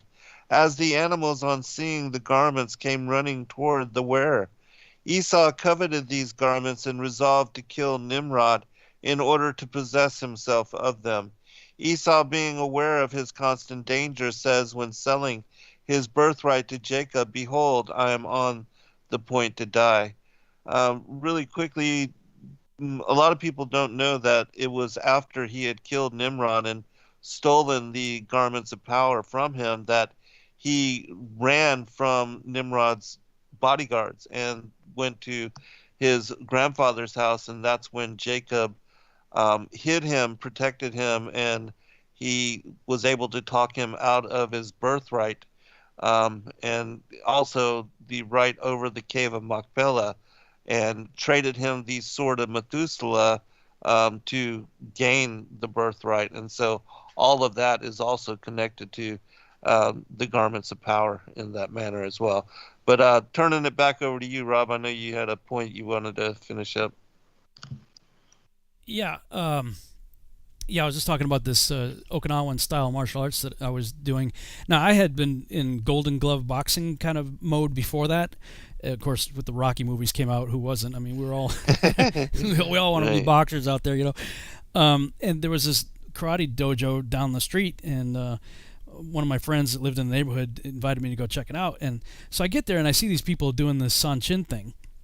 And it just looks really bizarre. Again, if you can imagine, your left foot is kind of behind you a little bit, and your front foot is forward, but your front foot's at an angle, like a 45-degree angle. And if you had a line on the ground, the toe of your left foot and the heel of your right foot would be on the same line, about shoulder width apart. And so you're in this stance when your legs slightly bent, and you're kind of rolling your hips up, and you're forcing your upper body down towards your center. Your shoulders are pulled down, and it's a discipline that was kind of core to that style, but it looks really strange, right? And I'm like, what is this, you know? And so I was really skeptical about it, and the instructor came up to me. He could tell that I was really skeptical, so he goes, okay, he says, I'll tell you what, brace yourself as if I'm gonna push you backwards, okay? Because I'm gonna push you. I said, okay, so I got myself in a good stance, like, brace myself because he's going to try to push me. And this dude locks himself into this Sanchin pose, and like all of a sudden this intensity like came over him, like, and he put his fingers like about an inch away from me and just went boop, with his fingers, and I went flying. Like, I lifted up off the ground in the air, slammed into the wall, slid down on the floor. I felt like I get hit by a truck, and I'm like, what? And I pulled my T-shirt down a little bit, and I had like imprints of the dude's fingers in my chest. I'm like, what did you just do to me? You know? And in the course of the conversation, he perceived that I was a spiritual person. So he said, you believe you have an eternal soul, right? I said, well, yeah, of course. He said, well, imagine it like this. He said, imagine your soul is like right below the skin, your flesh. And what San Chin is trying to do is pull, if we believe you have an eternal, powerful soul, it's trying to pull that like through the discipline of San Chin to your center. So if you have both your hands together, like if you got your hands extended toward each other, and you just pull one of them down like a half an inch, so your fingers are a little lower than your other fingers. And he said that's like compressing. And then when you throw a punch or a kick, you're releasing that compression such that your soul comes out, your spirit comes out, and he says, I hit you with my spirit. I'm like, I don't have anything. What am I going to do with that information? Like right. I could sit there and just do the Flintstones. Yeah. Or I recognize, all I know is something hit me, and it wasn't just his fingers. Right. In the whole time that I was there, we never did any weird voodoo or any kind of any kind of worship of any kind. There was no spirituality to any of the training that we did, other than what he described as essentially hitting you with his spirit. And his instructor came from Okinawa, and he was this tiny little guy, and he had been doing it for like 30 years or something. And the guy, he had to weigh maybe 125 pounds or something. It's a small little guy. And they gave us these bamboo poles. So he was locked into this San Chin thing. And we had a pole across his chest and a pole across his back. And there's like 2 or 3 of us, I think. I think it's 2 of us, one on either side. And we're trying to use the poles as leverage to move this guy. Now, he's a tiny little guy, right? And we got poles for leverage. And it was like this guy was bolted to the floor. Like, you couldn't move him. And when they had these like oak posts that were bolted to the floor that they used for conditioning your knuckles, and they had rope around it, so you would hit the board, to start conditioning your knuckles and stuff. And these guys, I mean, they would hit that pole, and you could see the floorboards kind of like straining, Right. So look, again, I don't know what to make of it. All I know is what I saw and what I experienced. But I do believe that there is definitely a spirit genetic link, and it's much more tangible than I think most people really understand. Mm-hmm. Yeah, with regard to martial arts, because I was involved in all that as well before I became disabled, but there is an inner style, like the Tai Chi Chuan specialists, and also the Shaolin monks. They practice these spiritual practices where they're able to focus that kind of internal spiritual power outward, and some of these guys are able to lay up on spears and not have it pierce their skin, or even bend a spear pole with their throat and have it not pierce or kill them, where anybody else they would definitely gut them and they'd bleed out. But yeah, there is something to all of that. Yeah, definitely. Let's see, we got a few minutes left before the end here. Something that I'm always passionate about talking about as far as the Nephilim go. I mean, this is the power chapter right here. I first saw, I think it was Chuck Missler was the first person I ever saw. I don't know if he had heard it from somebody else or if he had figured it out himself, but he's the first person I heard ever do this. Take the meaning of the names from Adam to Noah. Yes. Awesome. And he takes the meaning of the names from Adam to Noah, the Hebrew meanings, and strings them together just in the order that they're listed, simply putting them into a sentence and adding a few words like is and but and that and the. If you do that, you take the meaning from Adam to Noah and you get, man is appointed mortal sorrow, but the blessed God shall come down teaching that his death shall bring the despairing rest. And I was like, that's That's the whole plan of the entire Bible laid out, Yes. in the name of the, first 10 patriarchs there. And, of course, Jared's name means shall come down. Well, that's when the Watchers came down. Enoch was a teacher of righteousness and taught against the Watchers. Methuselah, his death shall bring, and the connotation is judgment. Right. And we see from our previous sessions that he died 7 days before the flood came. Yes. Lamech was born during the clash of the Titans, so his name means despairing. And Noah was born after the clash of the Titans, and his name means rest. So I was like, okay, I wonder if that same type of thing plays out when we see other genealogies. And of course, we just got a big one right there in Genesis 10. Now, and I should do this someday, maybe just sit down and do everybody, like do all of Genesis 10. But because the research at the time was specifically geared towards, okay, how did the Nephilim return after the flood? And we know that the post-flood Nephilim are the Canaanites. So, the Canaanites are in Genesis 10, 6 through 20. So I just took the names, just in the order that they're given. If you take the names from Genesis 10, 6 through 20, in the order it's given, and I got it on the screen for people, and if they want to know where I got this from, there's a book called A Dictionary of Scripture Proper Names by J.B. Jackson. And just looking at, I'm not going to read through all of them just for the sake of time, but people can look at this list right here. I mean, they got some weird names, terror and enclosure of wrath and stuff like that. And so I'm like, okay, I'm going to just take these names in the order that they're given, put their meanings in a paragraph, and see what happens. And this is the paragraph that I ended up with. He raged, a black terror, double straight afflicted trafficker. Black terror, drink thou anguish, compass the chamber, thunder, compass the smiting. He who is coming, their love, we shall rebel. We shall rebel, that's Nimrod. A double straight firebrand, travailing, affliction of water, blades opening the moistened morsel, forgiven ones bowing to spy, a trafficker, hunting terrors, trodden downstairs, the strangers draw near, showers of life, gnawing like thorns, they shall break loose, double woolen enclosures of wrath. I'm like, that's one seriously jacked up family tree, right? Right there. I mean, come on. Something must be up with these people, right? And in the King James, let me see if I can switch over. It says that the Philistines come. Let's see right here, verse 14, 10:14, and Cashluhim, out of whom came the Philistines. That's not true. This is an error in the King James that the King James itself actually debunks in several places. Jeremiah 47:4 and Amos 9:7 in the King James tells you the Philistines came from Caphtor. But in chapter 10, it looks like they come from Cashluhim. It's just, I think it's something grammatically with the commas or something, the way something got lost in translation in chapter 10. But anyway, the Philistines come from Caphtor, not Cashluhim, as testified even in the King James, Jeremiah 47:4 and Amos 9:7. Amos 9:7, incidentally, that's right after Amos 9:6 with the firmament deal.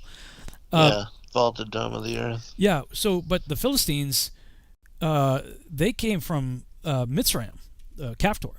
So you have Noah, Shem, Ham, and Japheth, and Ham, of course, has Canaan, Mitzrayim, Put, and Cush. There's lots of giants all over Canaan's line. These are everywhere else that we see in Scripture where it says, utterly destroy, kill the women, kill the children, kill everybody. In times of war, you can take women and children as spoils of war, typically. And Israel did that for many campaigns. But when it came to a very specific subset of people, they were to kill the animals, the children, the women, everybody. But if you look at who they're doing that to, it's the Amorite, the Hittite, the Girgashite. It's all the people we just read in Genesis 6 or 10, 6 through 20. Those are the giants that come from Canaan, the son of Ham.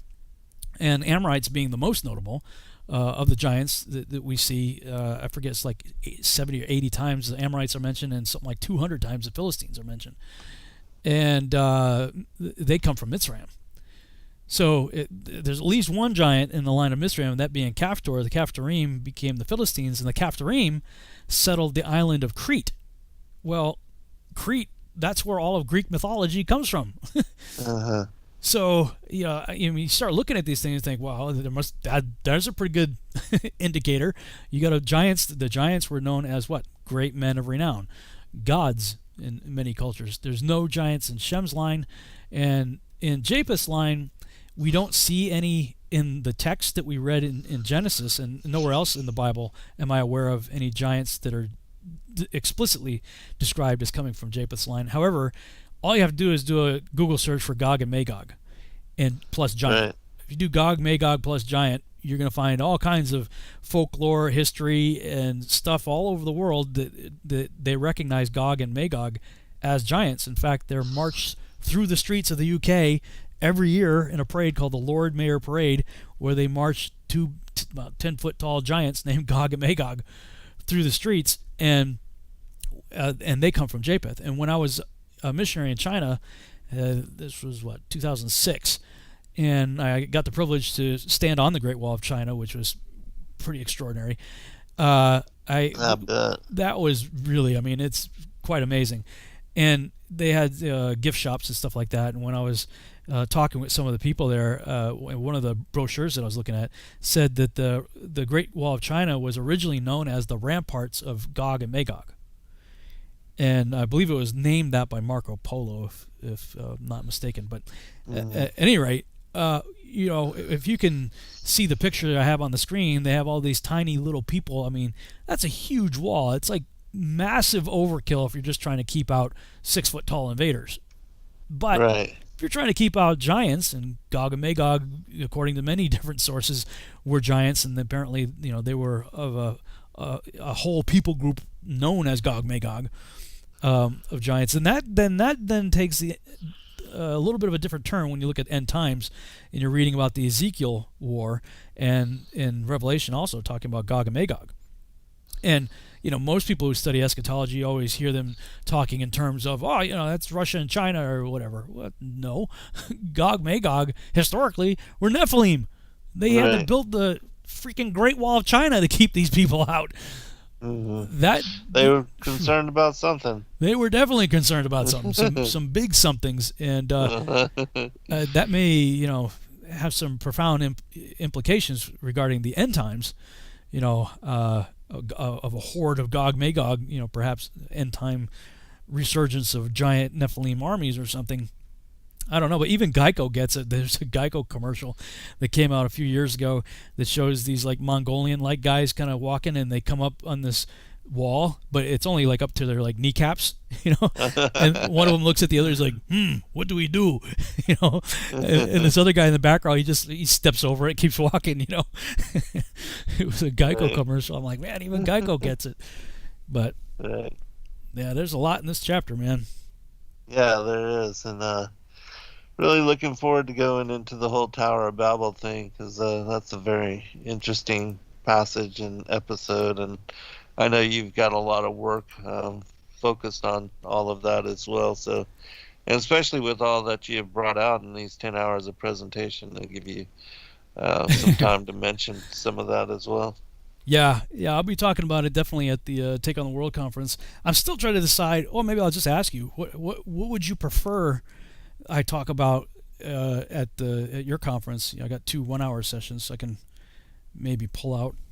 Well, I think the end of from the beginning is a good theme, and it's also something that I'm going to cover in what would be my second one, because I'm going to be talking about the pre-Adamites and the antediluvian world, and then how the first world age was destroyed, and how it's also connected to, what 2 Peter chapter 3 speaks about as this world age will be destroyed by fire. And so understanding that judgment that's already happened, and that led to, in my belief, that the earth becoming without form and void, that it was destroyed in that time, that it's also a warning, as in the days of Noah, for us and this generation, because I believe that there will be a new heaven and a new earth when Christ comes again for harvest and second advent. So. Yeah. Something that cool came out, I think it was August 9th. Do you know who Brian Forster is? Yes, he's the guy down there in Peru. Yeah, he's arguably the world's, expert on conehead skulls. I mean, he lives I think he lives right down there in the Paracas area or something. But he's down there regularly, studying these things, and he put out a full lecture. It's actually really good on August 9th, you can probably just look up on his YouTube channel. It's a full lecture on the Coneheads and some of the DNA genetic research that they did on it. Mm-hmm. And there's been this thesis, like, how did the Peruvians end up there? Were they part of a migration through the so-called land bridge up there by Alaska? You know, people coming over to this side of the world through the land bridge there, or whatever. And he's like, well, the DNA doesn't support that. The DNA shows that these people came from the Black Sea region. And he was saying, incidentally, there's a bunch of conehead skulls that have been found there too. So he was saying genetically they have a direct link to the peoples of the Black Sea area. Well, the Black Sea is just to the northwest of Mount Ararat. So, you know, I'm like, well, there you go. I mean, biblically speaking, we know everybody. I mean, Genesis 9:18 and 19 says that the whole earth was populated by these people. Right. And I've been speculating for a long time that, you know, maybe the three wives of Noah's three sons may have been coneheads. And why would I say that? Well, because how else do you explain the coneheads? Like, where did these people come from? You know, they had to come from somewhere. And it just so happens they come from the Black Sea area, which is just northwest of Mount Ararat.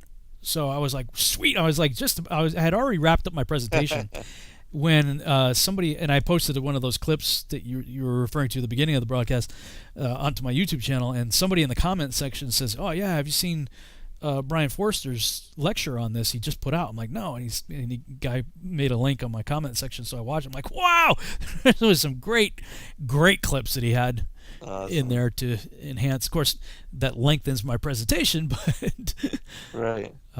Well, at least you know he brought it to your attention before you were able to finish, and you could add it.